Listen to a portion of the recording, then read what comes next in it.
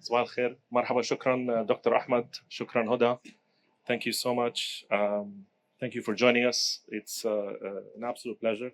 And I'm really grateful to obviously be moderating this session, something that is close to my heart. This topic is really close to my heart, championing Arab cuisine across the region, Egypt, Palestine, Jordan, Morocco, Lebanon, and the Gulf, and all that's in between. Our food tells the story of who we are.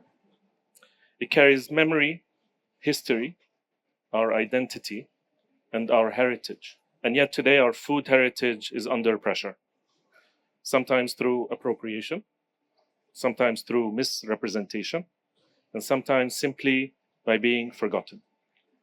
That is why it feels so important right now to pause and ask, how do we protect our cuisine? How do we celebrate it? And how do we carry it to the world with authenticity and pride? Food has never been just about sustenance. Food is identity, food is resistance. It's a way of connecting with our land, with our past, and with our people.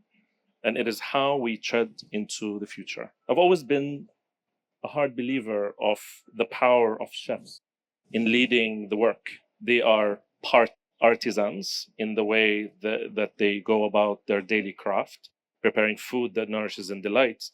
But they're also artists in the way that they constantly reimagine traditions and introduce us to new ideas and help us see possibilities and connections that we never thought possible. The choices they make about ingredients and recipes and story carry immense responsibility and a lot of influence.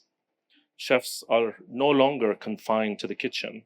They are cultural innovators, freedom fighters, environmental activists, and educators. Every menu can tell a story about history, about the land and its people, about sovereignty, and about the future of food itself. Today, we're lucky to be joined by voices who are doing exactly that. Quick round of introductions. Mostafa Seif, a leading voice in Egyptian gastronomy today.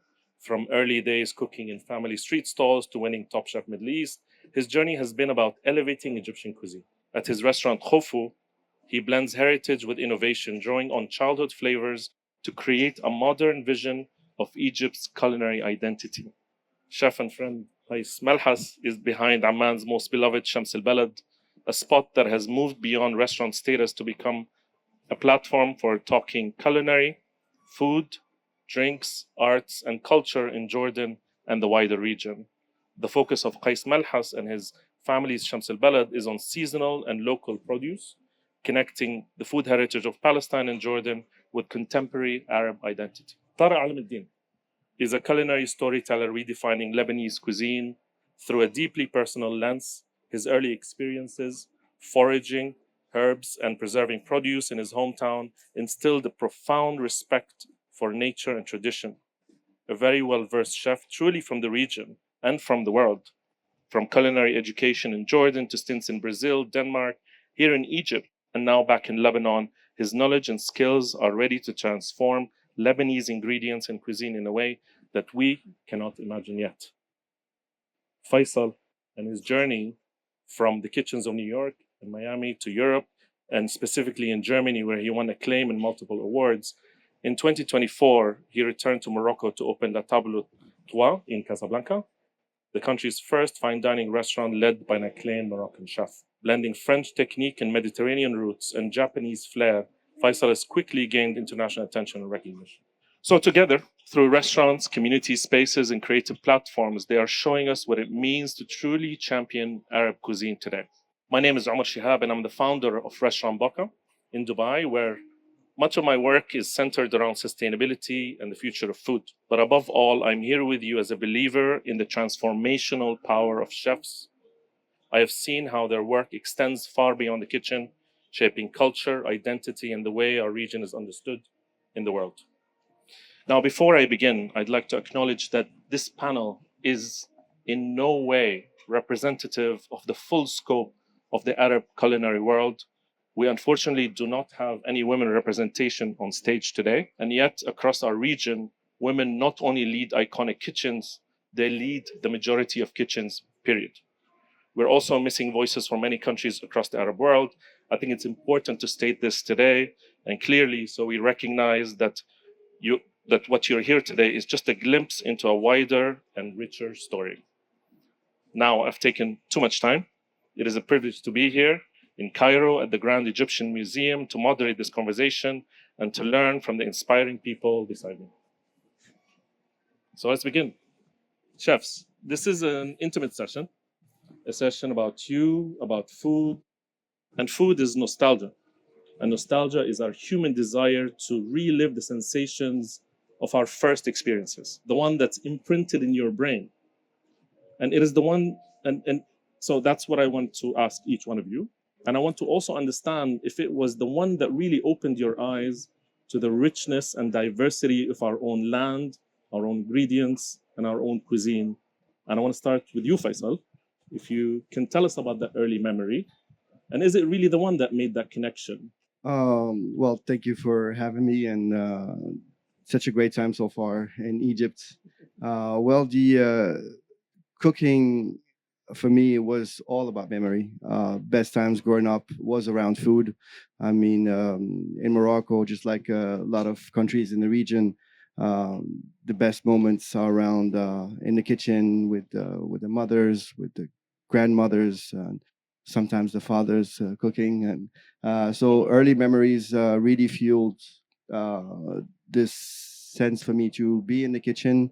I didn't start in the kitchen, so when I went to school, it was not for culinary at all. And but I always knew that I wanted to cook because it just I think just like many chefs here, you like to nurture and nourish people and see people having a good time at your restaurant or at home.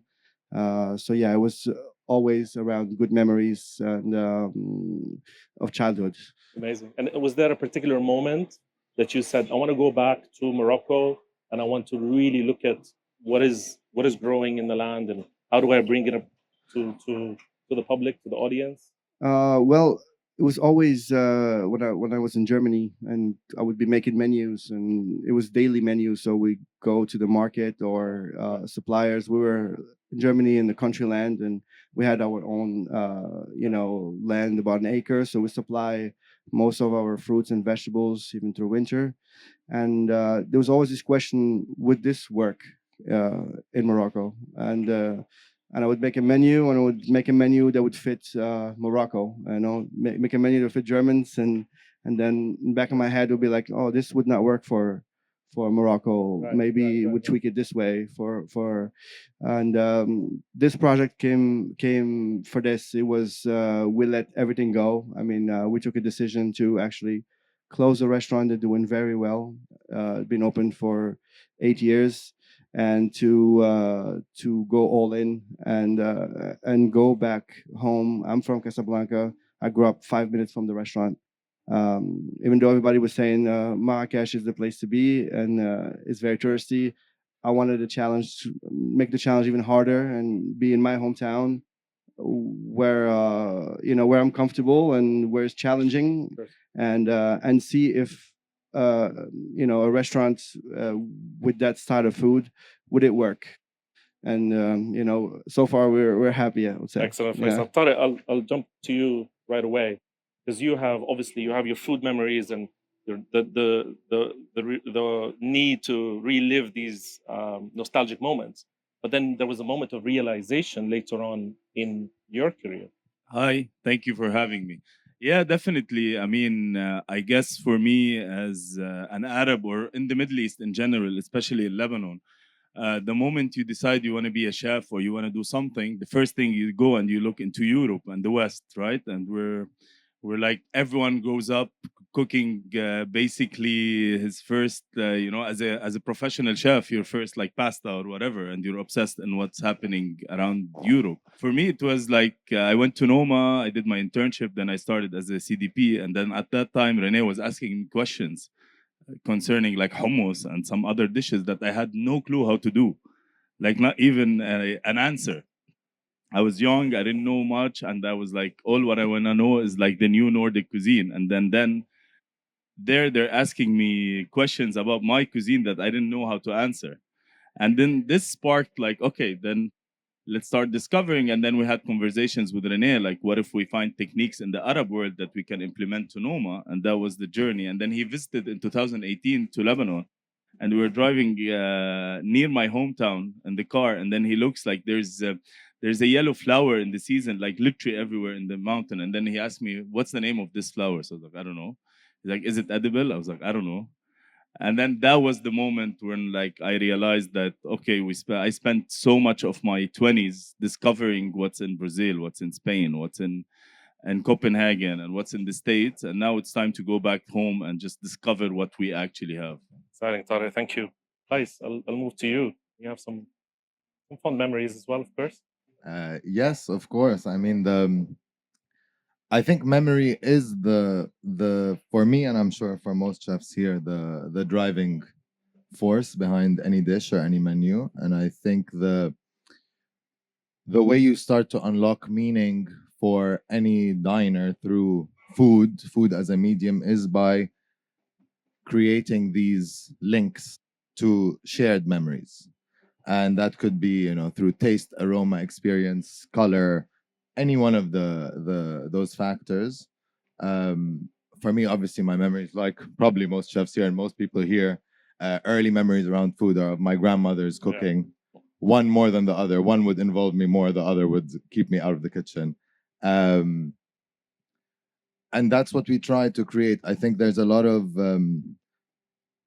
interest in doing things that are new a lot of the time. But I think the key there is still figuring out how they are related to your core memories so that the guest can also go through a kind of similar experience. It's like the looking at yourself in the mirror for the first time and starting to understand what the nose looks like and the ears as a baby. It's like, you know, the Lacan effect, you know, the mirror experience. And that's what you want any diner looking at a dish to go through. And if they're really going to appreciate it, then it should unlock some part of their own memory that the chefs are unaware of. Sure. But if you do the work, I think you'll get there with your food. I don't know if that's too abstract to be legible. But it is personal, and obviously you're instigating all of that.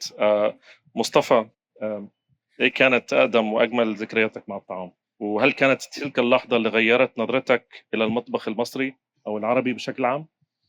اول حاجه انا شكرا ان انا معاكم هنا ومبسوط كل واحد فيكم بيحكي عن اجمل حاجه في حياته اللي هو المطبخ، وشرف لي ان انا معاكم وشكرا ان انتوا جيتوا. فهتكلم عربي معلش سامحوني، فده اسهل ليا. بص انا عندي كذا قصه. انا عمري ما تمنيت ان انا ابقى شيف، ولا عمري قلت انا نفسي اطبخ، ولا في اي حاجه طلبت من، يعني عمري ما كنت اتخيل من كل سنه، ما كنتش اتخيل السنه دي اللي فاتت دي ان انا ابقى في السنه الجديده دي واصل للي انا عملته ده. فان الستوري الاقوى بالنسبه لي واللي انا شايف اللي انا اصعب حاجه مريت بيها في المطبخ، اول حاجه بديت يعني كذا ستيب. اول حاجه كان اصعب حاجه عملتها في حياتي، انا قعدت 5 سنين عشان اعمل سندوتش كبده. فده كان اصعب حاجه في حياتي اتعملت في حياتي. يعني جدي كان بيقول لي عشان تعمل ساندوتش لازم تبقى قادر تعمله والزبون اللي جاي لك يدفع الفلوس وهو مبسوط ويبقى مبسوط بالساندوتش اللي انت عملته. فانا قعدت 5 سنين عشان اعمل ساندوتش كبده، فده اصعب طبق عملته في حياتي. فما تخيلش حد ممكن يقعد 5 سنين عشان يعمل حاجه. تاني حاجه لما دخلت الجيش دخلوني المطبخ، يعني انا كنت لسه جاي من مركز تدريب، دخلوني المطبخ قالوا لي انت هتخش مطبخ الجيش. انا ما بعرفش اطبخ. لا هتعرف تطبخ. النهارده في رز وفاصوليا وانا ما اعرفش الفاصوليا بتعمل ازاي. فقعدت اراجع في ذكرياتي كده، الفاصوليا امي كانت بتعملها ازاي، والست دي بتعملها ازاي، والست دي بتعملها ازاي بالطعم، مش انا ما بخش مطبخ. فلقيت نفسي عملت رز وخلصت. فبقيت اكمل كل الاطباق كده لغايه اما كملت السنتين بتوع الجيش بتوعي، خلصت الجيش. فده انا اتعلمت المطبخ في الجيش ومطبخ في الشارع. وبعد كده كان اول مطعم اشتغلت فيه كان مو كافيه، كان ساعتها مو كافيه دلوقتي مو بيسترو، مع نفس الشيف عمرو صلاح برضو، هو ده اول شيف استقبلني. فاول اسبوع قالوا لي انت هتخش الجارد مانجيه، والشيف اللي كان بيعلمني المفروض ما قالوا شهر ما خدش اجازه، فلازم يعلمني كل حاجه في الاسبوع ده عشان ينزل اجازه. فانا اشتغلت عرفت كل حاجه في الستيشن بتاع جارد مانجيه في اسبوع. فانا كل حاجه كنت بتزق فيها. فلما دخلت توب شيف برضو دي كانت مرحله تانية في حياتي. انا ما كنتش بطبخ مصري، بس كنت بحاول اغير في الاكل المصري. فقالوا لنا انتوا لازم تعملوا الاكل بتاع بلدكم. فبقيت هجرب الاكل التكنيك اللي انا متعلمه، الفرنسي والايطالي والاسيوي اللي انا متعلمه اللي انا بطبخه في العادي في الاكل بتاعي. ولقيت الحكام بتنبهر بيه. فبقيت اشتغل على التكنيك الاوروبي على الاكل المحلي. فده كان بالنسبه لي خلاني وصلت لمرحله نضج كبيره قوي في الاكل المصري، وحبيت ان انا ابقى متحمس جدا ان انا اعمل اكل مصري. لحد ما جات لي فرصه خوفو. في الوقت ده ما كانش في حد بيروح مطعم مصري عشان يبقى فخور اللي هو رايح مطعم مصري خالص. فكانت التجربه بتاعتي كانت الاصعب مع جوفاني بولاندريني. جوفاني ما بيحبش الاكل المصري، وهو منبهر بالاكل الايطالي جدا. فقلت له انا هعمل لك اكل مصري الايطالي اللي يحبه. فده كانت التشالنج بتاعي، وده كان اول تيستنج. وجوفاني اول ما بدا الاكل قال لي ده مش طبيعي. فقلت له لو هو عجبك انت وانت مش بتحب الاكل المصري، فده اكيد ممكن اتحدى بيه العالم كله. فده كانت الفكره بتاعت خوفو، اللي احنا اول ما يجي لك جيست او اي ضيف من بره مصر، اول مطعم تفكر فيه في دماغك خوفو. لازم تجيب الناس تعرفهم على اكل بلدك في مطعم خوفو. وده كان شرف ليا، واتمنى يكون الفكره دي ناس كتير حسيتها. فده كان اكتر حاجه، دي التحديات اللي باختصار رحله حياتي كلها. اكيد مصطفى، اكيد شكرا. اكيد رحله طويله ومليئه بالاحداث، من عربة كبده لافضل مطعم في مصر، the one to watch on world's 50 best. ما كانش سهل ابدا، لكن مع ذلك كنت دائما، يعني انا اللي بشوفه منك كنت دائما متفائل ومؤمن انه الافضل لم ياتي بعد. الحمد لله. بامكانك مش كان بامكان مشوارك ان ياخذ طرق كثيره. اكيد اكيد. لكني اعتقد انه سر نجاحك كان في حبك لبلدك وايمانك بانك ستكون سفيرا لها في عالم الطهي. قصتك عرفناها، لكن حدثنا عن الجزء اللي انا بهمني. انت كيف ركزت على مصداقيتك وتفانيك في العمل حتى وصلت لهذا المستوى، ولم تدع الصعوبات او خيبات الامل حتى من اقرب الناس تثنيك عن المثابره والاستمرار؟ بص انا اقول لكم حاجه. انا واحد بتبسط لوحدي، مش لازم يكون معايا ناس كتير عشان انبسط. فالبني ادم اللي بيتبسط لوحده وبيعرف يعمل كل حاجه لوحده، فيقدر يصدق نفسه في اي حاجه. فدي كانت اكتر حاجه. انا بحب نفسي قوي. انا بحب نفسي جدا جدا جدا، وعارف ان انا اقدر اعمل حاجات اكبر من اي حد ممكن يتخيلها، مع ان امكانياتي مش قويه. بس انا بعرف اشتغل على نقط الضعف بتاعتي بطريقه قويه جدا، وبعرف اطلع احلى حاجه فيا اخلي اللي يشوفني ينبهر. بس انا فعلا فعلا بعرف اقعد لوحدي، بعرف انبسط لوحدي، بعرف اشتغل كويس جدا. ومن اكتر الحاجات النجاح اللي انا مخلياني الفتره الجايه اللي فاتت دي كلها، الاربع سنين الخمس سنين دي، كانت الحياه الزوجيه هي اللي خلتني استقريت اكتر، وخلتني مركز جدا للي انا يبقى عندي قصه احكيها لاولادي. فدي كانت اكتر حاجه مخلياني يعني عندي هدف اللي انا بعد 10 سنين لازم يكون عندي قصه اقدر احكيها لاولادي، وان شاء الله لو ربنا اراد لاحفادي يعني. No, incredible, Mustafa. I wanted to know the secret of this continuous focus. Everything that Mustafa has done throughout the past few years has been a lot of self-development, a lot of self-learning, and a lot of self-belief, no matter the challenges. So incredible journey that I thought a lot of us could definitely learn from. Obviously, you know, every chef has his or her own journey, but I think Mustafa is quite particular. Staying with family and influence, I want to move to you, Qais. And the story of Shams al-Balad is deeply tied to your family. Both your father and mother have played influential roles in shaping what the restaurant has become, carrying with them deep knowledge of the history of Jordan and Palestine and the cultural traditions of the region. So how has their influence shaped your own vision, and how do you project that heritage through your own work at Shams? As you mentioned, Shams al-Balad is very much a product of our family legacy. It started with my parents, my mother as a gardener, florist, designer, my father as someone who's very passionate about heritage, archaeology. Sorry, this fly camera. Heritage, archaeology, and agriculture. And that was really the beginning of the journey, because my father started a foundation about 2010 that was looking at heritage grains in Jordan, because Jordan historically, and Palestine, but Jordan more so, was really the breadbasket of the whole region. And the origin of wheat is traced back to our region, and I think specifically to Egypt and the greater Bilad al-Sham. Jordan, for now, is where they found the oldest known archaeological proof of wheat, milled wheat, bread, sourdough, there, as well as in Egypt. And then over the past 2,000 years, what's happened has been a erosion of that culinary heritage, through different encounters. Obviously, the most defining encounter over that period is the encounter between, the West and our region, the Arab world. We can start from any moment.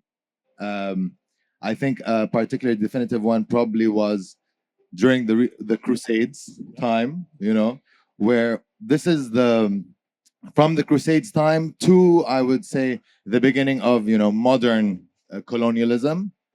There's been a very tenuous relationship where the Arab world has been seen as the ultimate evil for the West.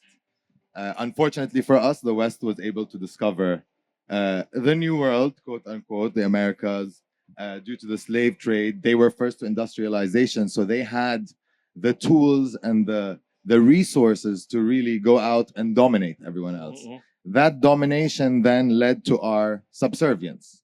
And that obviously shows through many things. Jordan today actually grows 3% of our own consumption of wheat. And we get 97% from the US, mostly in the form of aid. Most of the aid we get is conditioned on giving up any form of agency or control over our own land, culture, culinary heritage, etc. We get grants to grow forests on the condition that those trees are non-fruit trees, because they don't want us to start growing fruit and have a stable economy that empowers people and gives us, the opportunity to grow ourselves and develop. Anyway, this, I think, encounter is really definitive of what we struggle with when we talk about Arabic cuisine and food today, especially in a restaurant setting. And that, for me, looking at Shams al-Balad when I started, was the main issue. Our family heritage is based on our journey from 1948 to today, as all four of my grandparents became refugees from Palestine. And throughout that journey, all four of them, my two parents, and myself and my siblings, have been very dedicated to resisting our subservience and our dispossession.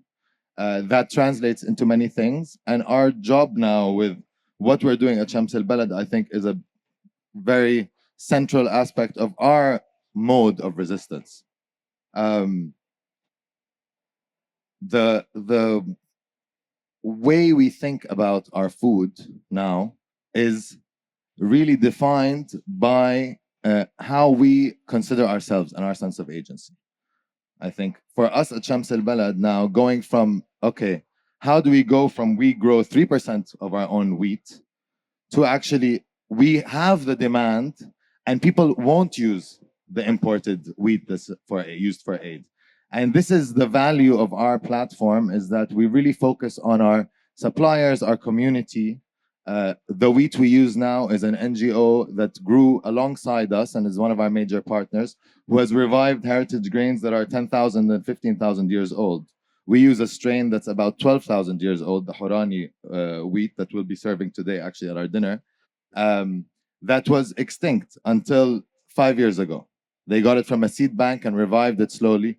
And it has no relation really to the imported American wheat that's flooded the market. I think it's a very roundabout answer to your question. But for me, what our family has dealt with is this rupture in our lineage from 1948. And I think when I had the pleasure of visiting Tarek in Lebanon, the most painful thing for me was seeing the beauty of the country, the beauty of having access to your history and your story. And that's something we're denied. And I think now what we're trying to do is actually find ways to, I don't want to say rewrite, but actually focus on that rupture as a central trauma in our journey and how that defines what we produce and what we show the world.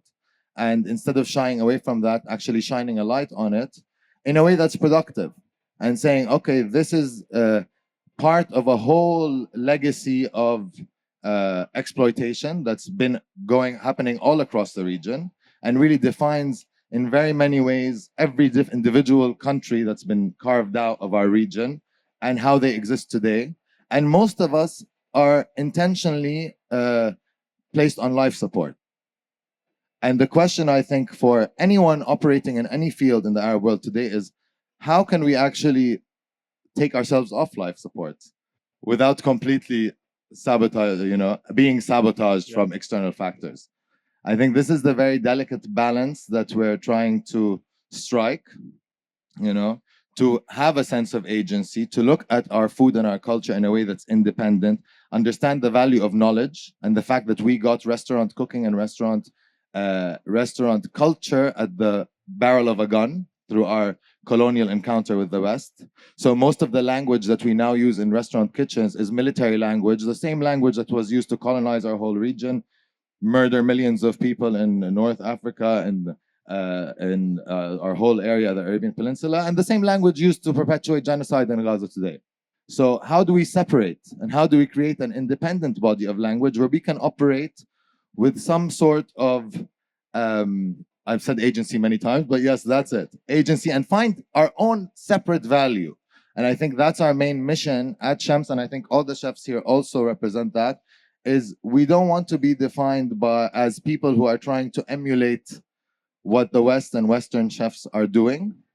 And I think that's a trap we have to be very aware of. But we want to be actually chefs and cultural agents who produce our own independent body of work that's rooted in our own traditions and our own culture, understanding very well that we're part of a global community and we have access and exposure to everything happening around us all across the world. And that has immense value for us to learn from. I'm not suggesting that we should be insulated, but I'm suggesting that we should be very aware of what actually compromises our work if we don't look into it, because the politics around food and food in our region is just inseparable from what's happening. No, absolutely. Absolutely. And it's a perfect example of using a very strong platform to discuss all of this and have this form of a very strong and clear identity. And I'll never forget also part of your talk a few years back when you were arguing for finally replacing what is considered luxury ingredients in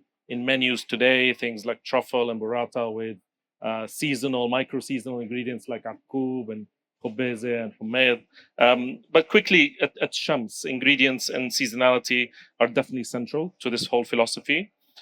Give us a snapshot of what that looks like across an entire year, the ingredients that define each season in Jordan and Palestine, and the kinds of dishes that you build around them. You can give us a kind of a... Yeah, definitely. In Jordan in particular, we're very fortunate because we have the Dead Sea and the Jordan Valley, which is 400 meters below sea level. Then we have, more sea level agricultural areas. And then we have areas that are 1,000 meters, 2,000 meters above sea level.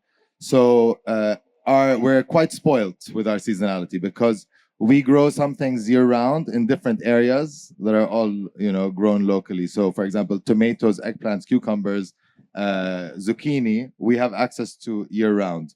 Herbs, parsley, coriander, when the winter, they're grown in the Jordan Valley. In the summer, they're grown in the mountains. And in between, they're grown throughout the, spring and autumn. We do have some very key ingredients that obviously go through the seasonal calendar.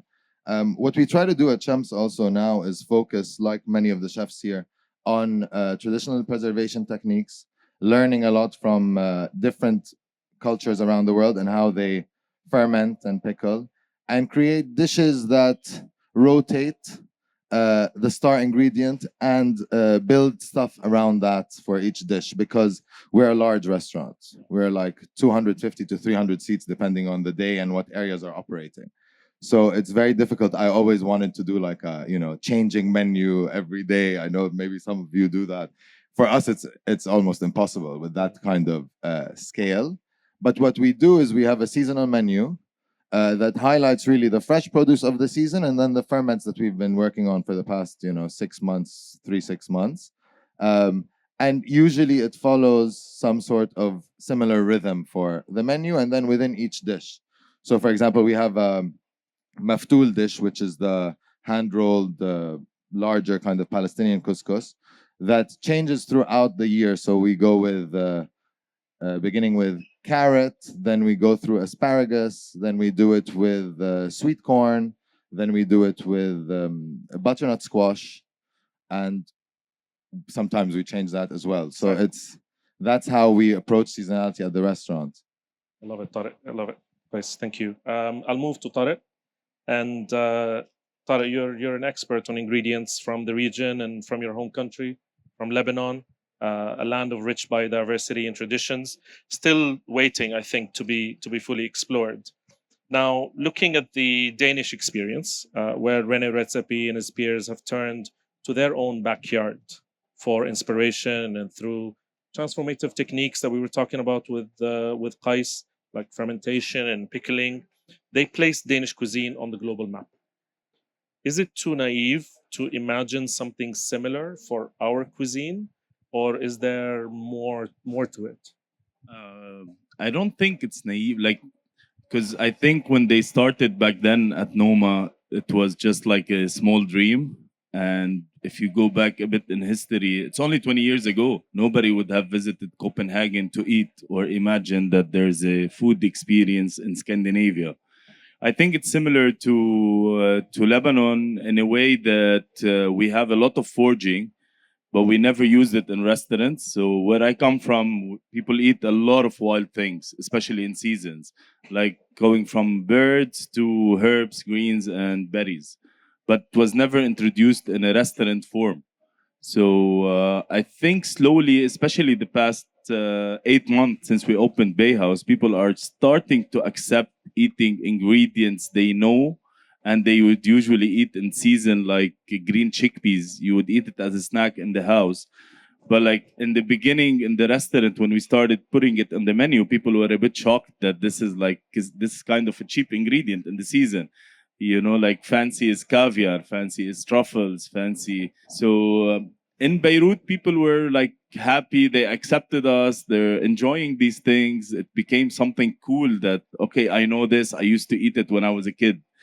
So slowly, these ingredients will become more and more accessible because now we struggle to get them, right? Because we work with ladies in small villages to collect for us some little amounts and transporting them to Beirut is a bit of logistics. But I think with this movement, if another restaurant start to use it, it becomes a very common ingredient, and the accessibility of it will be very easy. So yeah, I think we have a big dream, and I think there's no shame in dreaming, and we never know where we're gonna go, So, but we're proud of our heritage, we're proud of our cuisine and our ingredients, and slowly we'll grow there.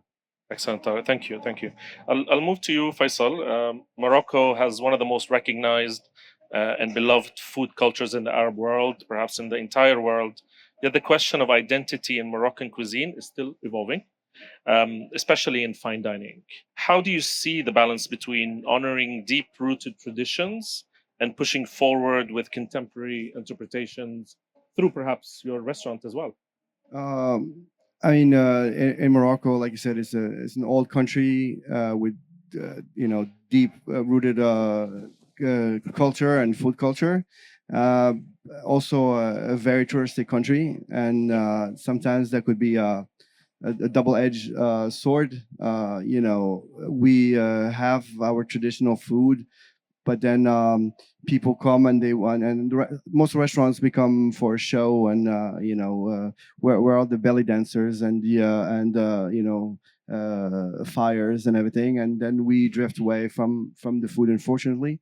When we moved to Morocco, the idea was never to make Moroccan food modern, because that's a fight we don't want to take on.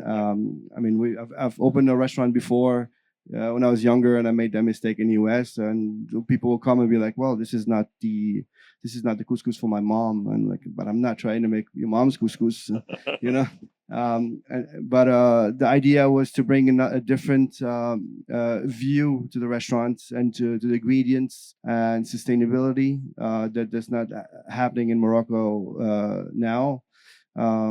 Is to bring a more just a different vision of how approach the ingredients. The restaurant is focused on the sea mainly. We're about 5 minutes from the port of Casablanca. So our heart is the ocean. Whatever the ocean gives us is what we put on the plate. And we go back to food that we grew up with. And not every household in Morocco eats a tagine every day or couscous every day. And unfortunately, that's what you see in menus all the time because, well, that's what sells.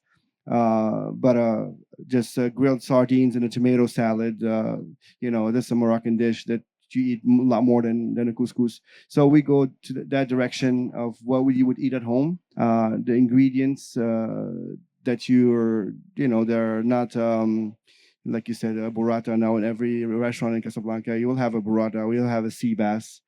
So we go to the market and we look for fish and seafood that is would say not less desirable, but the people don't know. Cooking a stingray instead of a turbo. And those fish usually go for export.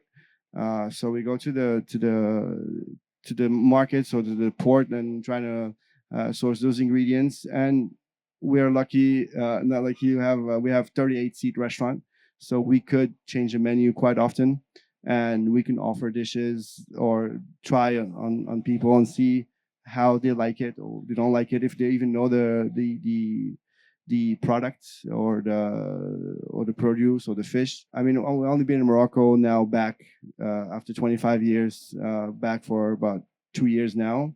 So we're still exploring. It's very diverse. We have the Atlas Mountain that breaks the country, so the ecosystem is very different. We can go from snow all the way to the Sahara Desert with amazing ingredients that are not used. We have the Mediterranean, the Atlantic. We have rivers. There is not one restaurant in Morocco that serves a river fish. So we're trying to source those kind of ingredients just to, present them to our guests and see if they like them or not. We're still in a testing period. I think we will be in a testing period. For some time to come, for sure. For some time to come. It's evolving. It's evolving, and I think we like the journey more than we're not getting anywhere. We're enjoying the journey. We're making mistakes. We're sourcing products. Sometimes they're good, sometimes they're not good. People sometimes they'll be like, "Oh, I don't want to eat a stingray. Let me have a piece of sea bass," and then we'll have 10 people be like, "Oh, this is amazing. I didn't know this tastes like that." So it's a journey. We're learning.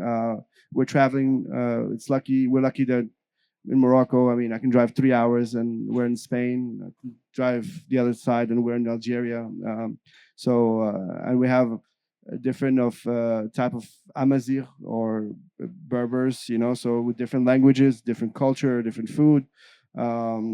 We're talking about foraging. We're finding new ingredients that I didn't know about growing up there. Hearts of palm and small river fish or crayfish. So we are doing a lot of travel, a lot of research, and the menu is evolving. And hopefully other chefs in the region, I'm sure there are, but other chefs in the country will push forward, because I think the more chefs you have around you and sharing ideas, I think we can move forward a lot faster. For sure. But it's really all about that, re-exploring ingredients and traditions rather than wanting to recreate recipes. So really looking at what you eat at home. It's not tagine every day. So I love that.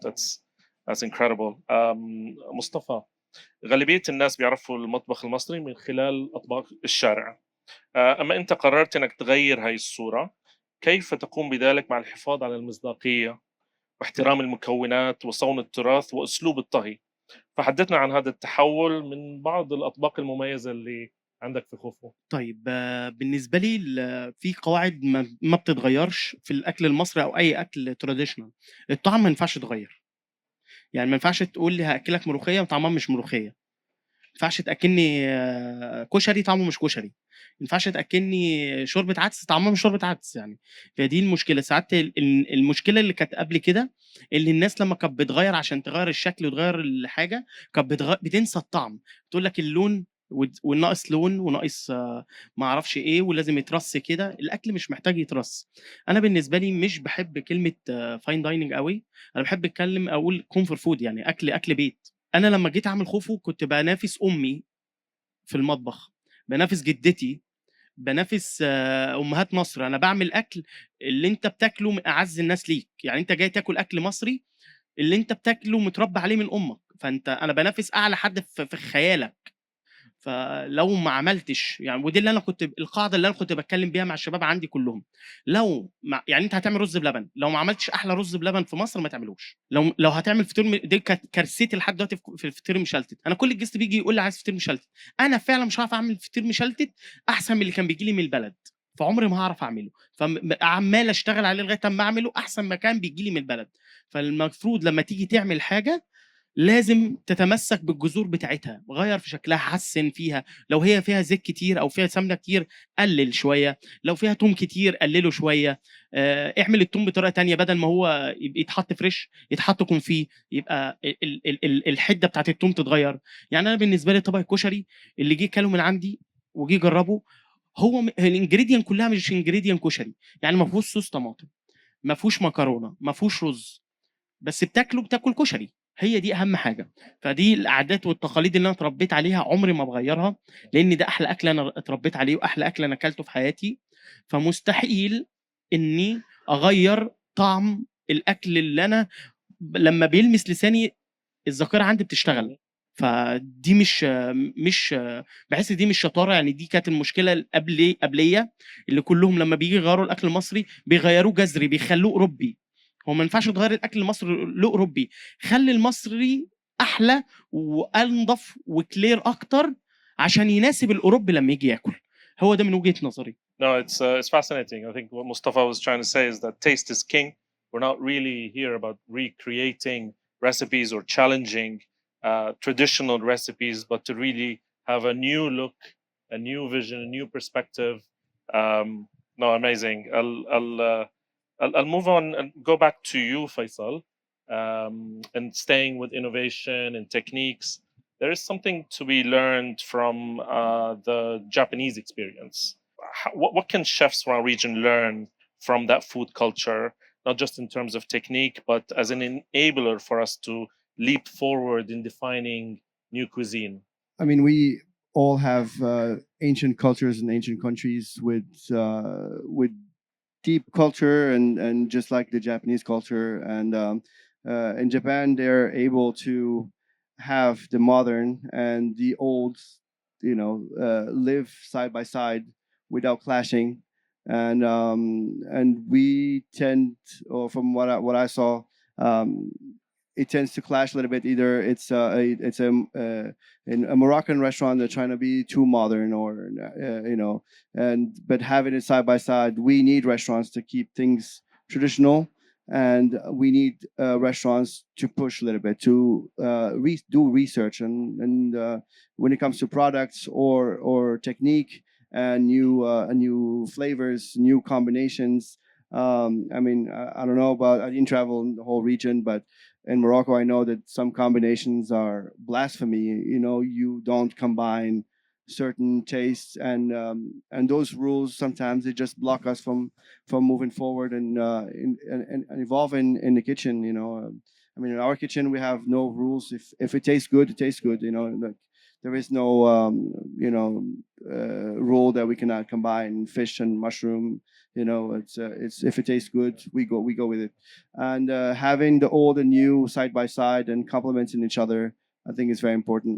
No, it's something that's fascinating because we see a lot of that influence in a lot of our cuisines, and the idea here is to perhaps inspire from that vision of looking at honoring ingredients, looking at different techniques of approaching things. There are many stories that I hear a lot from chef friends. Qais, we were just talking about this, right? About what you can take from chefs' perspective in other places in the world on certain ingredients that have very similar flavor profile. I was talking to my very good friend, amazing pastry chef in Dubai, Carmen Rueda, where she is experimenting with a local moringa and is extremely bitter leaf. So speaking to other her counterparts somewhere like Colombia, where they're looking at certain bitterness, she was able to get in new techniques that they're doing to reduce that bitterness that she never thought possible. So there's so much to be learned from different cuisines. Tarek, I'm jumping little topics here and there. You work with a lot of artisans. How important is this to your journey, and how is that relationship? It's not straightforward. It's obviously complex and diverse, especially in a place like Lebanon. But how important is working with artisans to your journey and generally to the journey of chefs, and especially chefs in the Arab world, and transforming our cuisine? Of course, it's very important. We're lucky in Lebanon that people use a lot of, we call it moune, which basically our preservation method, which we have in every Arab country. We're lucky that we have a very diverse one, also although the country is very small. So at Bay House, we try to work with a lot of different producers or artisans that do, like some of the products we buy is from my mom's friends. So they produce like these pickled wild cucumbers for us. It's a bit challenging because sometimes the production is not very good. Sometimes it's a bit too salty. It's not very consistent. But we're trying to work a lot with the suppliers. Remember, Omar, when you came with us to Burj Hamoud, which is the Armenian Lebanese area, we in a similar trip that we were together, we discovered the cherry stems. Yep. Remember the Syrian fishna? It's a sour cherry. So apparently, in the Armenian Lebanese culture, they use the stems in cooking. So with one of the trips, we took back the stems. We did the cherry stem kombucha, which tastes even better than the cherries and tastes woody and almost like cinnamon. So discoveries are big along the way. We still didn't cover much of the potential of the country or the area we're working with, like just the greater Beirut. So, but it needs a bit of time. We're still pretty young restaurant. We're like 9 months old. So I had the privilege of visiting a restaurant and obviously seeing all the work that you're doing, and it's evolving, and it is a journey, again, similar to other journeys. How do you see, if you had no boundaries, and what is the vision for the next few years for Bay House? What are you seeing? I mean, things went pretty fast for us in a way. Like, we just opened, we introduced our first tasting menu in the country. It went very well. We opened the lab. So now we have a fully operational fermentation lab. Till now, we produce like 250 kilos of chickpea miso and another 250 of lentil miso. So production is pretty fast in our lab. We produce koji using Egyptian rice, actually. So kombuchas are on the way, even amazake. So the production in the lab is fully, and we're implementing it in our new menu. We're changing actually our menu next week. So fully the tasting menu into a winter menu, and the a la carte menu will have 12 dishes that will be changed. So if there's no boundaries, like if we want to dream so big, but we don't really talk about it when you're a chef and the business owner, is like your dream versus the financials and like how things gonna work. So we're pretty happy where we are now. We want to push forward. The Bay House is evolving. Our style is evolving. The people around us are, even our staff. So I think the ultimate dream would be that the whole restaurant will be a set menu, like kind of a chef tasting menu, and we remove the a la carte part. It will take some time. At least people accepted it for the first time in Lebanon to come and sit and eat whatever the chef wants to serve them. So this is already a plus that we do every day. We have like set menus and tasting menus. So yeah, exciting. Qais, to go back to you, and I know this topic is important to you and to everyone. Appropriation is widespread when it comes to Arab cuisine. Dishes and traditions from our region are often claimed, rebranded, or simplified elsewhere. How should we, as chefs and custodians of this culture, respond to that? what is the best way to tackle appropriation while still encouraging creativity and evolution? Obviously, we discussed already, and we will The the root causes. the root causes of what's driving Yeah. the appropriation and what makes it possible is the erosion of our social, economic, political agency, and why it's so important, like the chefs were mentioning, to work with small-scale artisans in our communities, empower them to hone their craft, revive these crafts, because if we don't do it with our platforms, then obviously our cheesemakers will start to go out of business. The local farmers will start to go out of business, and Monsanto mega farms will dominate. And once we lose that craft that really powers any successful restaurant that's working with local ingredients, we won't be able to counter any attempts at appropriation. I do believe that the appropriators, let's call them, the appropriators, with their false claims and their manufactured identity, have a very flimsy basis for their claims. So I think if you're politically conscious and aware, you're not buying it. But for us, our issue has been for a long time our own complacency with our culture, and our internalizing of this concept that our culture is a past phenomenon, and the future is the West, and the future is caviar on things and truffles shaved on whatever, right? And it goes back to the conversation about how we define luxury and where we decide to allocate value. If we allocate value to the White West, then that means we want to use truffle and caviar in our menus. And when we look at our products that are just as labor intense and just as difficult to source and process, we find that they're not fancy, quote unquote.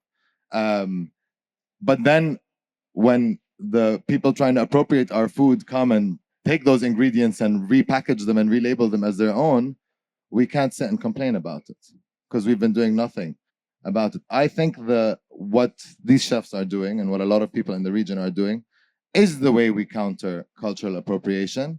It's by really investing in the people working the land, producing all the ingredients that are so key to our culture, and then also pushing and finding ways to innovate, be creative with those ingredients, and kind of setting boundaries. I think like we at the restaurant don't use anything imported as much as possible. If we do use something imported, it's imported from Syria or Saudi or Egypt, or but setting boundaries of like, we don't use truffle, we don't use caviar, we don't use in Jordan razor clams, for example, right? We need to find other things that resonate with us and that make sense for us to use.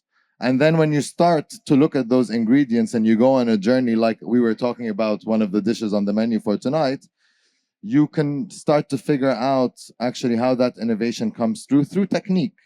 And that technique obviously is informed by our global perspectives, but it stays rooted in our local economies, our cultures, our lived experiences. And I think that's the bridge that we need to build, with our cuisine moving forward. No, absolutely, Qais, and really like incredible takeaways from this. And it really goes back to building that connection with the land, having that real sense of place, that connection with artisans, with farmers. That's really where it starts from. هنتقل مصطفى. في عالم اليوم رواية القصة عنصر أساسي من تجربة الطعام. كيف تقدر أو تستطيع أن تقدم حكاية أصيلة من تراثك من قلب مصر، مش بس للزوار بس لأصعب النقاد اللي هم الضيوف المصريين والعرب؟ دي أسهل حاجة بالنسبة لي، لأن فعلا إحنا بلد مليانة قصص، إحنا حياتنا كلها قصص. لما أنت بتحكي طبق أصلا ده أسهل حاجة إن أنت تحكي له قصتك الشخصية، قصة الانجريدينت جاية منين، قصة الطبق ده أنت دقته فين قبل كده، قصة الطبق ده أساسه منين. إحنا القاهرة في القرن ال17 كانت هي منطقة الأكل اللي العالم كله بيجي يدوق الأكل وثقافة الأكل فيها، والافكار فيها. فاحنا كل حاجه عندنا ليها قصه، من اول الحضارات اللي دخلت الفرعونيه والاسلاميه والاغريقيه واليونانيه، وكله كله كله كله دخل بذكريات وتفاصيل. فبالنسبه لي لما بحكي قصه طبق، ده اسهل حاجه في الدنيا بالنسبه لي. انا بحب احكي القصه بتاعتي انا الشخصيه. يعني مثلا لما بحكي قصه الطبق الكشري اللي معمول في خوفو، هو قصته بسيطه جدا جدا جدا جدا. هو بالنسبه لي انا كنت عايز اعمل دايت، واكل الاستاف النهارده كشري، فرحت شايل المكرونه وشايل الرز وشايل الصلصه تقيله، وشلت الحاجات اللي كلها فيها كارب كتير، ورحت حاطط جرجير وحاطط شويه طماطم شيري، وحطيت صوص الفينجريت اللي هو الدقه، وقلبت وحطيت الحاجات المقليه وحطيت معاها بيضه. انا قلت ده احلى كشري ممكن يتدق في الحياه. فبالنسبه لي ده طبق الكشري. طبق مثلا اللي انا بعتز بيه اللي هو السيجنتشر ديش بتاعي، طبق البط بالفريك.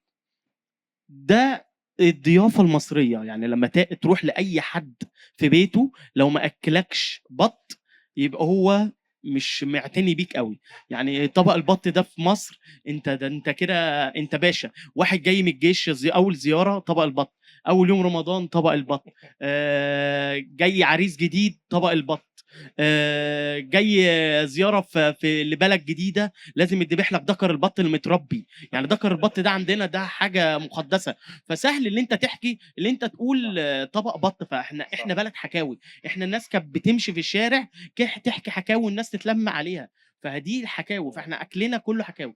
فانا بالنسبه لي اسهل حاجه اللي انت تعمل قصه لطبق عندك في المنيو.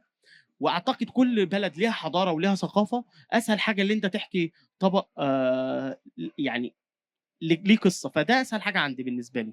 No, amazing, Mustafa. اتمنى تكونوا كلكم مقتنعين باللي انا بقوله. ها For sure, for sure. There's obviously incredible view on authenticity when it comes to storytelling, and it really has to do with ingredients, but also has to do with genuine hospitality. Because nothing you can't pull through any of that. I want to finish off with Faisal, just a really quick one. Geographically, Morocco is an entry point from the east to the west.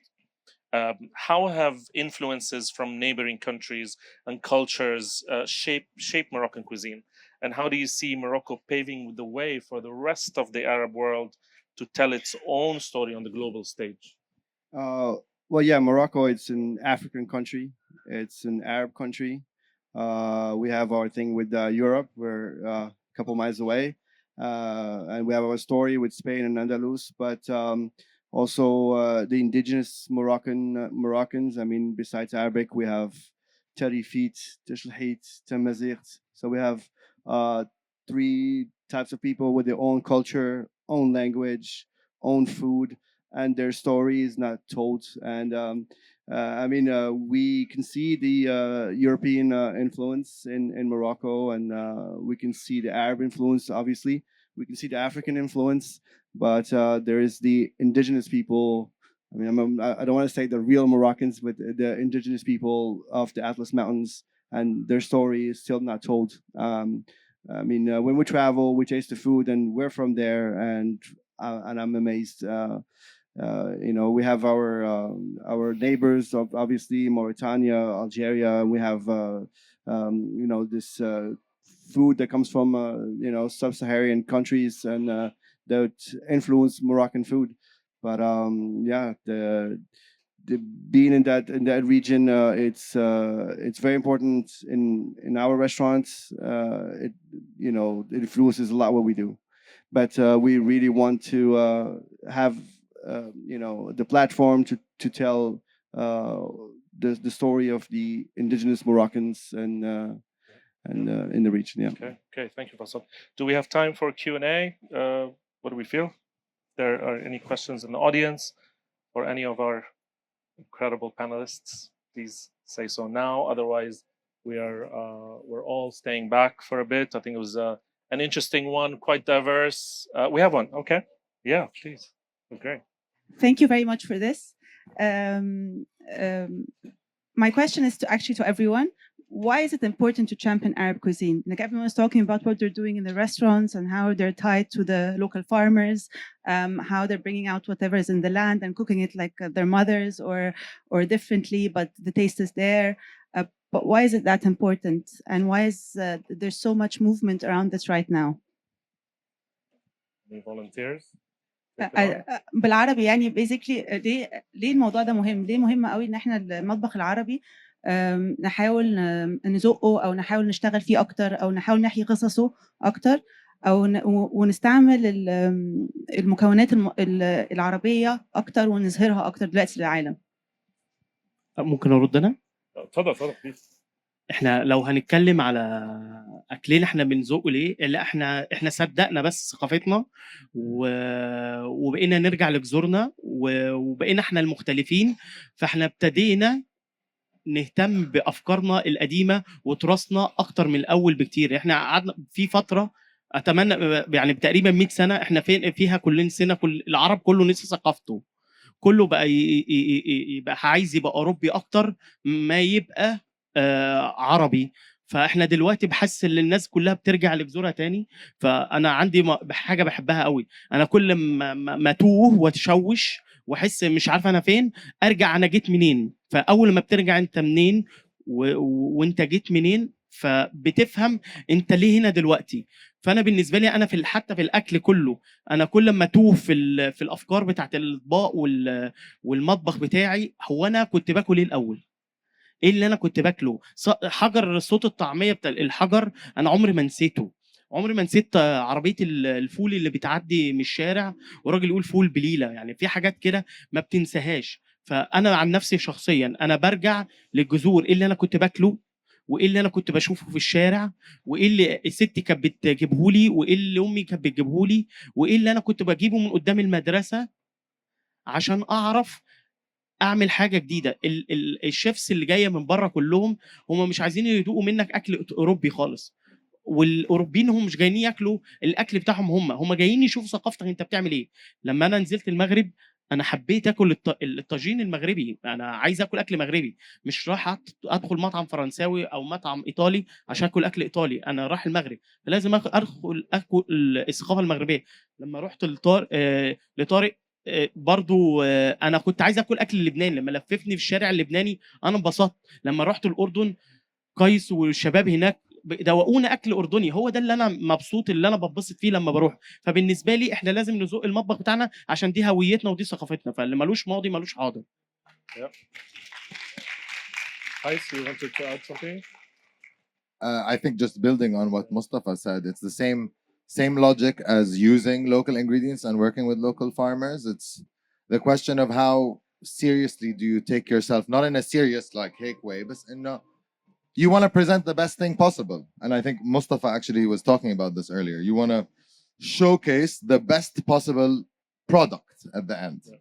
That's not going to be a fish coming from Japan, sorry Chang, that's been in the airport for a day and in the airplane in the airplane and then you know customs in Jordan ولا in Egypt ولا in هذا وجيب الورقة وودي الورقة ووقع هذا وبعدين تطلع بالترين وبعدين But we have a farm an hour away and we have the thing fresh, it comes out of the soil and we get it, that's going to be better quality. Even if on Netflix, on Hada, they show that, they don't show this, right?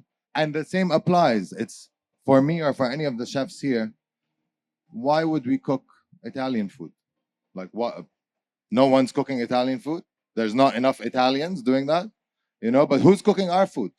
So if we see the value in ourselves, we will invest in our own identity and culture.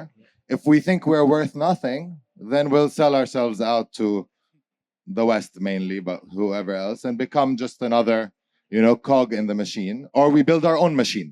This is the difference, I think. Thank you. All right. Well, thank you so much, gentlemen. I hope we got something out of this for everyone. We're here. We're back. So appreciate it. Thanks for your time. Thanks for giving us this space and this platform. Thank you. Take a photo.